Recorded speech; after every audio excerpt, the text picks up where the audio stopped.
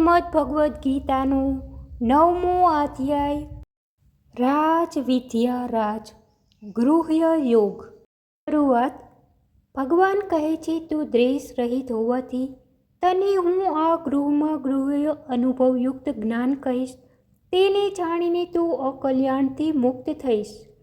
આ અનુભવયુક્ત પ્રત્યક્ષ જ્ઞાન બધી વિદ્યાઓનો રાજા, બધા રહસ્યોમાં રહસ્યરૂપ, સૌથી શ્રેષ્ઠ પવિત્ર ધર્મના અવિનાશી બોધને સહેલાઈથી પ્રાપ્ત કરનાર છે.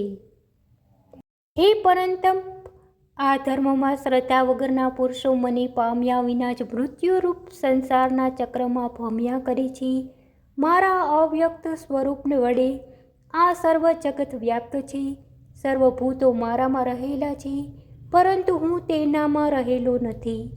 વળી બધા ભૂતો મારામાં રહેલા નથી એમ પણ કહેવાય છે. હું મારા ઈશ્વરપણાના યોગની શક્તિ જો મારો આત્મા ભૂતોને ઉત્પન્ન કરતો અને ધારણ કરતો છતાં ભૂતોમાં રહેલો નથી. જેમ બધે ઠેકાણે ગતિ કરતો મહાન વાયુ આકાશમાં રહેલો છે, તેમ બધા પ્રાણીઓ મારી અંદર રહેલા છે એમ કહી શકાય. હે ક્રાંતિ, બધા પ્રાણીઓ સૃષ્ટિના અંતે મારી પ્રકૃતિમાં લય પામે છે. તેમને હું કલ્પની આદિમાં ફરી ઉત્પન્ન કરું છું. મારી પ્રકૃતિનો આશ્રય લઈને પ્રકૃતિના સામર્થ્યથી પરતંત્ર એવા સમસ્ત ભૂતોને હું વારંવાર ઉત્પન્ન કરું છું. હે ધનંજય, હું તે કર્મોમાં આસક્તિ રહિત અને ઉદાસીન પેઠે રહેલો હોવાથી મને તે કર્મો બંધન કરતા નથી. મારી અધ્યક્ષતામાં મારી દ્રષ્ટિ નીચે પ્રકૃતિ ચરાચર જગતને રચે છે અને હે ક્રાંતિ, જગતનું ચક્ર ફર્યા જ કરે છે. મારા પરમ ભાવને ન જાણનારા મૂઢ લોકો મનુષ્ય શરીરમાં રહેલા સમસ્ત ભૂતોના ઈશ્વર એવી મારી અવજ્ઞા કરે છે. આવા વ્યર્થ આશાવાળા, વ્યર્થ કર્મ કરનાર, વ્યર્થ જ્ઞાનવાળા, વિપરીત બુદ્ધિના લોકો મારી રાક્ષસી, અસુરી અને મોહ પમાડનારી પ્રકૃતિનો આશ્રય લેનાર હોય છે. હે પાર્થ, મહાત્મા પુરુષો તો દેવી પ્રકૃતિનો આશ્રય લઈને સર્વભૂતોના આદિ, કારણ અને નાશ રહિત એવા અક્ષર સ્વરૂપને જાણીને અનન્ય મનથી નિરંતર મને ભજે છે. તે દ્રઢ નિશ્ચયવાળા ભક્તજનો નિરંતર મારા નામનો અને ગુણોનું કીર્તન કરતા તથા મારી પ્રાપ્તિ માટે પ્રયત્ન કરતા, વારંવાર મને નમસ્કાર કરતા, સદા મારામાં યુક્ત રહીને મારી ઉપાસના કરે છે. બીજા જ્ઞાનીઓને મારું નિર્ગુણ નિરાકર બ્રહ્મનું જ્ઞાન યજ્ઞ દ્વારા અભિન્ન ભાવથી પૂજન કરતા મારી ઉપાસના કરે છે. અને કેટલાક સર્વરૂપે રહેલા એવા મારી અદૈત્યરૂપી તથા દૈત્યરૂપી અથવા અનેક રૂપી ઉપાસના કરે છે. યજ્ઞનો સંકલ્પ હું છું, યજ્ઞ હું છું, યજ્ઞ પિતૃઓનો આધાર સ્વાહા હું છું, યજ્ઞની વનસ્પતિ હું છું, મંત્ર હું છું, ઘી હું છું, અગ્નિ હું છું અને હોમવાની વસ્તુ પણ હું છું. આ સંપૂર્ણ જગતને ધારણ કરનાર અને કર્મોના ફળને આપનાર પિતા, માતા, પિતામહ, પવિત્ર જ્ઞાન, ઓમકાર, ઋગ્વેદ, સામવેદ, યજુર્વેદ પણ હું છું. સર્વની ગતિ, સર્વનું ભરણ પોષણ કરનાર, સર્વનો સ્વામી, સર્વનો સાક્ષી, સર્વનો નિવાસ, સર્વનું શરણ, સર્વની ઉત્પત્તિ, સ્થિતિ અને પ્રલય તેમજ અંતિમ સ્થાન હું છું અને સનાતન કારણ પણ હું છું. હું સૂર્યરૂપે તપું છું અને પાણીઓને ખેંચું છું તથા વરસાવું છું. હું અમૃત અને હું મૃત્યુ છું. સત અને સત પણ હું જ છું.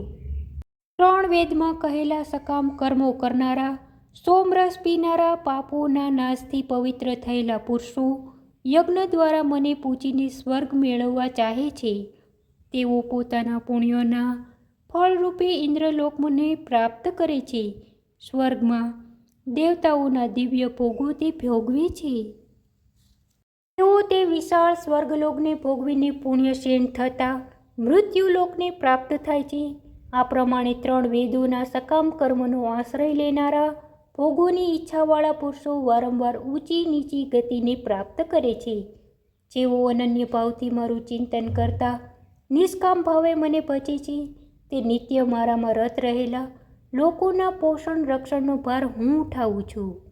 વળી જેઓ બીજા દેવતાઓનું શ્રદ્ધાપૂર્વક પૂજન કરે છે તેઓ પણ એક રીતે મને જ ભજે છે, કારણ કે બધા યજ્ઞો, બધી પૂજા ઉપાસનાઓ ગ્રહણ કરનાર ભોગતા અને સ્વામી પણ હું જ છું.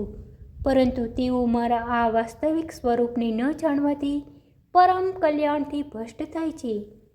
દેવોને પૂજનારા દેવોને પ્રાપ્ત કરે છે, પિતૃઓને પૂજનારા પિતૃઓને પ્રાપ્ત થાય છે, ભૂતોને પૂજનારા ભૂતોને પામે છે અને મને પૂજનારા મને પામે છે.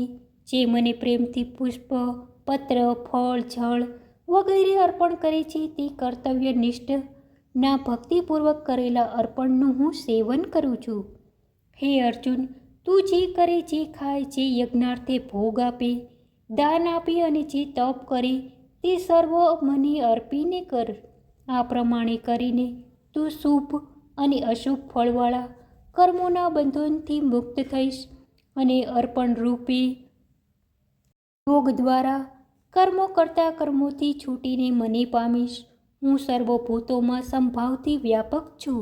મારે કોઈ અપ્રિય કે પ્રિય નથી, પરંતુ જે મને ભક્તો મને પ્રેમથી ભજે છે તેઓ મારામાં છે અને હું તેમનામાં છું.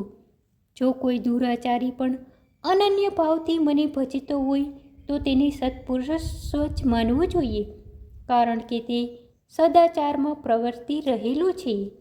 તે થોડાક જ વખતમાં ધર્માત્મા થઈ જાય છે અને અવિનાશી શાંતિને પ્રાપ્ત કરે છે. હે ક્રાંતે, મારી પ્રતિજ્ઞા છે કે મારો ભક્ત કદી પણ નાશ પામતો નથી. સ્ત્રી, વેશ્ય, શૂદ્ર, ચંડાળ વગેરે કોઈ પણ પાપી મનુષ્ય હોય, પરંતુ તેઓ મારે શરણે થઈને પરમ ગતિને પ્રાપ્ત કરે છે, તો પછી પુણ્યશાળી જ્ઞાની ભક્તો અને તારા જેવા રાજાશ્રીઓ મને પામે તેમાં તું કહેવાનું જ શું? તેથી તું આ સુખ રહિત અને ક્ષણભંગુર લોકમાં જન્મીને મને ભજ, મારામાં મનવાળો થા, મારો ભક્ત બન, મારું પૂજન કર, મને પ્રણામ કર. આમ મારામાં આત્માને જોડતો મારા પરાયણ થઈને તું મને પ્રાપ્ત કરીશ. શ્રીમદ્ ભગવદ્ ગીતાનો 9મો અધ્યાય સમાપ્ત.